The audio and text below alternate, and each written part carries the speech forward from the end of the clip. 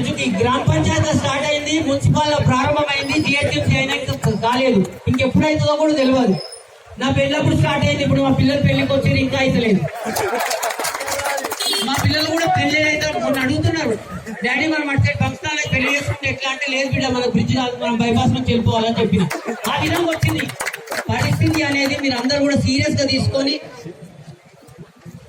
ఓటాకు రాని వాళ్ళకు కూడా ఓటాకులు వచ్చినాయి, కానీ మన బ్రిడ్జ్ అయితే లేదు. కానీ దయచేసి ప్రజలందరూ కూడా, మన గట్కేసారి 10-15 ఏళ్ళు బ్యాక్ వెళ్ళిపోయింది. యువతకు ఉద్యోగాలు లేవు, ఇక్కడ వ్యాపారాలు లేవు, కేవలం హాస్టల్స్. మన సంక్రాంతికి బంద్ ఉంటే గట్కేసాల ఫ్లైఓవర్ కూడా కానీ ఏ రోడ్లు కూడా అవసరం లేనంత నిర్మానుష్యంగా తయారైంది.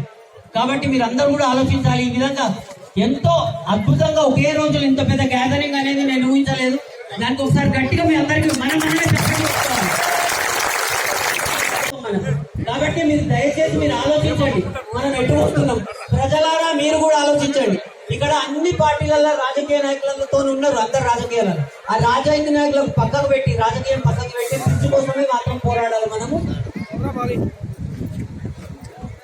మొన్న చెప్పారు పెళ్లిళ్ళు కూడా అయితే లేవండి బ్రిడ్జ్ తోని. ఎందుకంటే మీ ఊర్లో ప్లస్సే పోదు, పెళ్లి ఇస్తామయ్యా, మేము ఎట్లా రావాలంటున్నాం.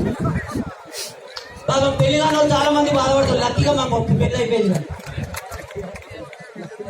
వెంటనే అధికారులు కానీ, ప్రభుత్వం కానీ, బ్రిడ్జ్ కాంట్రాక్టర్ సత్యరెడ్డి కూడా వచ్చి మనకు చెప్పాలి, సత్యరెడ్డి గారు ఎందుకు ఆగిపోయింది బ్రిడ్జ్.